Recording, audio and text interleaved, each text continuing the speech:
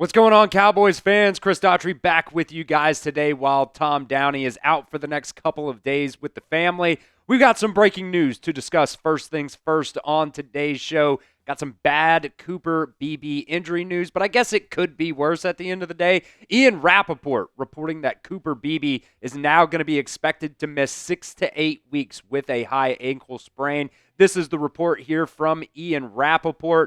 Also saying that he almost certainly is going to be headed to IR. I think the good thing about this is really not a good thing about the injury, but this will make room for Jadeveon Clowney, so you're not going to have to cut somebody or release somebody to make room for Jadeveon Clowney. With Cooper Beebe now expected to go to IR. I did also see an updated report from Ian Rappaport saying that the hope is going to be more like 6 weeks, so maybe not all the way to that 8-week span. But, as of right now, going forward for the next couple of games, Brock Hoffman is going to step in at center for the Cowboys. He played okay yesterday at the end of the game. You had that little bobbled snap with Dak Prescott. It was his first action for the Cowboys this season. I'm sure they're going to get that sorted out. But the breaking news of the day right now, Cooper Beebe expected to go to IR and miss 6 to 8 weeks for the Cowboys with that high ankle sprain. So I'm sure there's going to be more roster moves to come here down the road for the Cowboys. This is why you guys need to be subscribed. Yes, Tom is out for the next couple of days with the family, but I'm going to continue to make Cowboys videos for you guys every single day. So if you're not already, hit that sub button and stay up to date on all things Cowboys news. All right, our original scheduled plan for today's show is our overreactions for the Cowboys versus the Giants yesterday. What just an insane game that we witnessed yesterday. Had so many penalties in that game. You had leads changing back and forth, multiple times in the last couple of minutes. The Giants had the ball with no timeouts with like 50 seconds left on the clock, and they go down there 3 plays, like 68 yards, something like that, and they score a touchdown to take the lead. And then the Cowboys have their timeouts. They go down the field and set up Brandon Aubrey for that 64-yard field goal to send it into overtime. And then it seemed like nobody wanted to win the game in overtime. Finally, the Cowboys get the ball back off of that interception as well, and then they go down there and Brandon Aubrey, as time expired in overtime, kicks the game-winning field goal. So my first overreaction from that game yesterday. Let's talk about the offense a little bit. I think of the first 2 games, Cowboys offense has actually looked pretty decent. That's going to be the first overreaction. For now, my take on that, it's still going to be kind of a wait-and-see thing. I think, there were still some hiccups last week against the Eagles. Miles Sanders had that fumble. This week, Dak Prescott threw an interception. But I don't think Cowboys fans, just in generally speaking anyways, had high expectations for this Cowboys team. And, in the first couple of games, I think the offense has looked pretty decent. Now, the injuries to Javonte Turpin and Cooper Beebe are pretty concerning, especially now that we know that Cooper Beebe is going to miss 6 to 8 weeks here. Calvin Watkins reporting yesterday that, after seeing that swelling, it's probably going to be a while, and now we know it is going to be a while there for Cooper Beebe. We'll still see on that Turpin injury, but, yesterday, I thought the offense cooked. They kept the Cowboys in that game yesterday. CeeDee Lamb had a bounce-back game. He had another game over 100 yards. Yeah, sure, he had one drop towards the end of the game there, but just overall 11 targets for him, 9 receptions. You also had Jake Ferguson step up and make some really, really big catches in that game. They went to George Pickens a lot early on, and it seemed like the only way he was going to get yardage was on some of those DPI penalties, but late in the game, especially that touchdown, he came up really, really big too. And Javonte Williams also almost had 100 yards on the day, had over 5 yards per carry as well. Still going to be a wait and see for this Cowboys offense, but overall, I thought they've been pretty solid so far.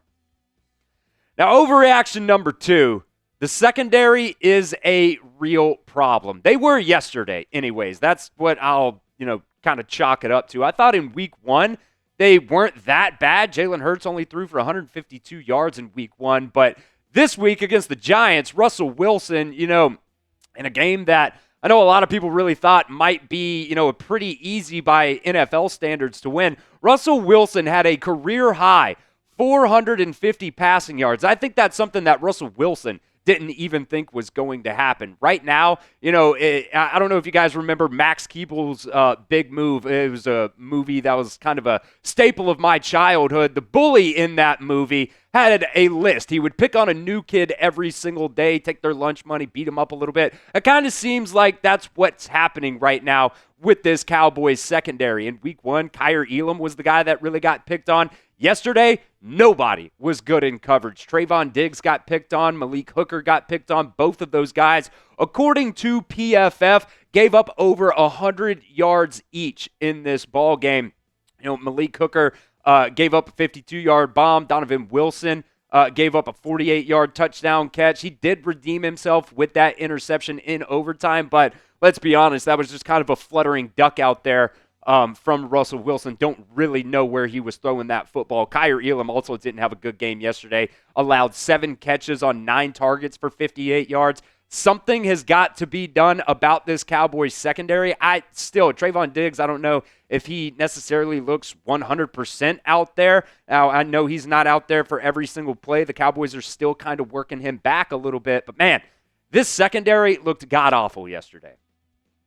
So I want to hear from you guys down at the pinned comment of today's video. What side of the football do you guys have more confidence in? Let me know. Type O for the offense or D for the defense. It's going to be down the pinned comment of today's show. So let me know, what side of the football are you more confident in?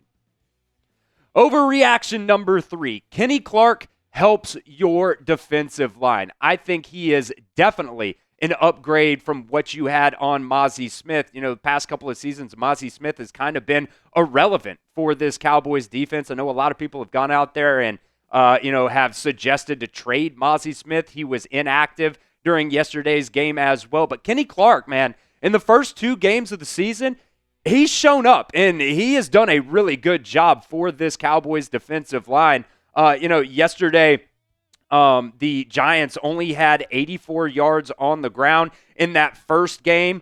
The Eagles had 158 yards on the ground, but still, they did a pretty decent job. Jalen Hurts, a lot of that was on scrambles. He had 62 yards. But, keeping Saquon Barkley to only 60 yards in that game versus the Eagles, that's something that I think a lot of teams would really like to do. And then yesterday, Cam Skattebo only had 45 yards. So just adding Kenny Clark, I know it was via that Micah Parsons trade, and everybody, was sick to their stomach about that Micah Parsons trade. But, just adding him to that interior of that defensive line has really, really helped out this Cowboys defense on the front anyways. And, hopefully he can continue that good play for this Cowboys team, because it was very, very much needed to bolster that defensive tackle spot with Mazi Smith not really working out here in the first couple of seasons for the Cowboys. All right, we'll come back to some more overreactions here in just a second, but today's show is brought to you by Prize Picks. You and I make decisions every single day, but on Prize Picks, being right can actually get you paid. Don't miss any of the excitement this season on Prize Picks, where it is good to be right.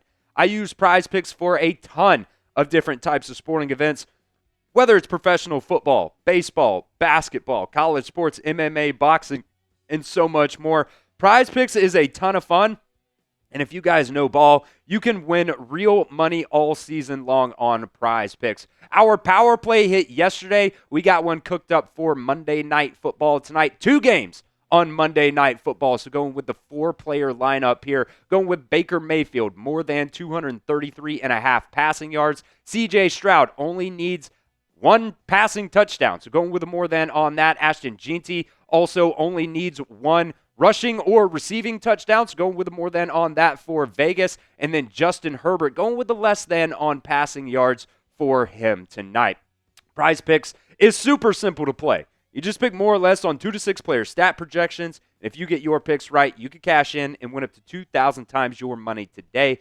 Prize Picks is the best way to get action on sports in more than 40 different states, including California, Texas, Florida, and Georgia. So download the Prize Picks app today and use promo code CLNS to get $50 in lineups after you play your first $5 lineup. That's promo code CLNS to get $50 in lineups after you play your first $5 lineup. That link's down at the pinned comment of today's show. Also going to be down in the description of today's show as well. It's Prize Picks. It's good to be right. Overreaction number 4. This is one Tom says all the time. Brandon Aubrey is not human. Look, I think he is the best kicker in the NFL right now. You know, there are so many teams that want a kicker like Brandon Aubrey. He is so solid, and, you know, knock on wood, not trying to jinx him or anything like that, but just so far in his career, he's been damn near perfect kicking for the Cowboys. This was a guy that, you know, was playing soccer before he decided to come back and, you know, start playing football. And these stats are just ridiculous. From 40 to 49, he's 21 of 23 in his career. The worst thing that he's done in his career is 30 to 39 yards. He's missed 4 kicks there. 60 plus, he is 4 of 6. There are so many NFL teams. Like the Cowboys, all they have to do is get to the 50-yard line, and you are in Brandon Aubrey field goal range. And it showed yesterday as well. You know, sending the Cowboys to overtime with that 64-yard field goal, and then in overtime with the game-winning field goal, 46 yards. Brandon Aubrey is just an insane kicker. I think he's the best kicker in the NFL. I want to hear from you guys, though. Is Brandon Aubrey the best kicker in the National Football League? Let me know what you guys think. Down in the comments section, type Y for yes or N for no. Do you think Brandon Aubrey is the best kicker in the NFL? Overreaction number 5. Your next 5 games might actually be pretty winnable. Look, just kind of looking ahead at this Cowboys schedule, I think you could legitimately make a case that the Cowboys could win 4 out of their next 5 games. And if they do that, that would be a pretty good start that not a lot of people really thought the Cowboys were going to be able to do, especially after that Micah Parsons trade. You look at the next 5 games here. You go to the Bears. I think that's a winnable game, especially with this Cowboys team right now. You know, you went and, you know, you played the Eagles in week 1, and that game was a whole lot closer than I think a lot of people thought it was going to be. But then you played a really bad Giants team yesterday, and that game was also a whole lot closer than a lot of people thought it was going to be. This Cowboys team so far through the first 2 weeks have kind of played to their competition. So, I mean, if that kind of trend continues, I think really the Packers game is the only one that people are really looking at, and you're like, okay, that might, you know, end up being a loss, especially being, you know, on Sunday Night Football, but it is also a home game, so home field advantage can help you out a little bit there as well. You go to the Jets, that should be a pretty winnable game for you. You go to the Panthers, that one should as well